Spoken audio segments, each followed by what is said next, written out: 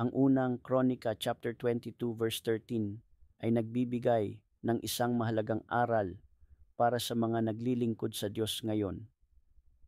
Ang mensahe ng talata, ang talata ay nagsasabi na ang Diyos ay nagbigay kay Haring David ng mga plano para sa pagtatayo ng templo.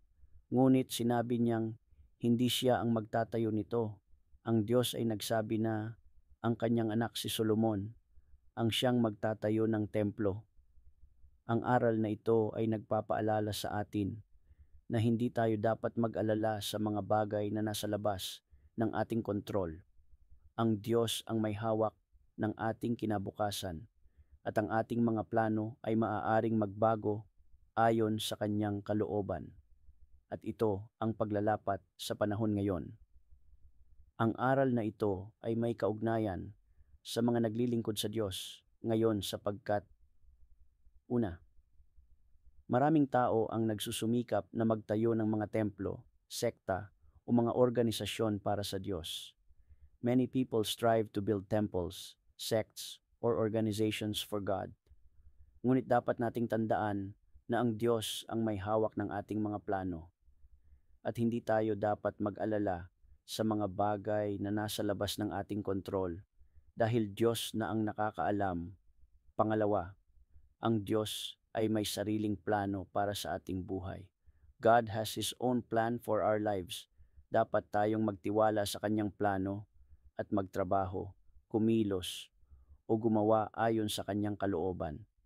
Pangatlo, ang ating mga pagsisikap ay hindi dapat nakatuon sa ating sariling kaluwalhatian. Our efforts should not be focused on our own glory. Dapat tayong maglingkod sa Diyos nang may pagpapakumbaba at pagtitiwala sa kanyang plano.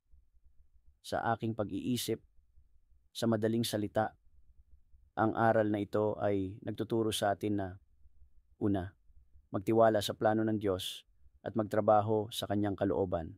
Pangalawa, hindi tayo dapat mag-alala sa mga bagay na nasa labas ng ating kontrol. Pangatlo, dapat tayong maglingkod sa Diyos nang may pagpapakumbaba at pagtitiwala sa kanyang plano. Purihin ang Diyos. Hallelujah. To God be the glory. Amen.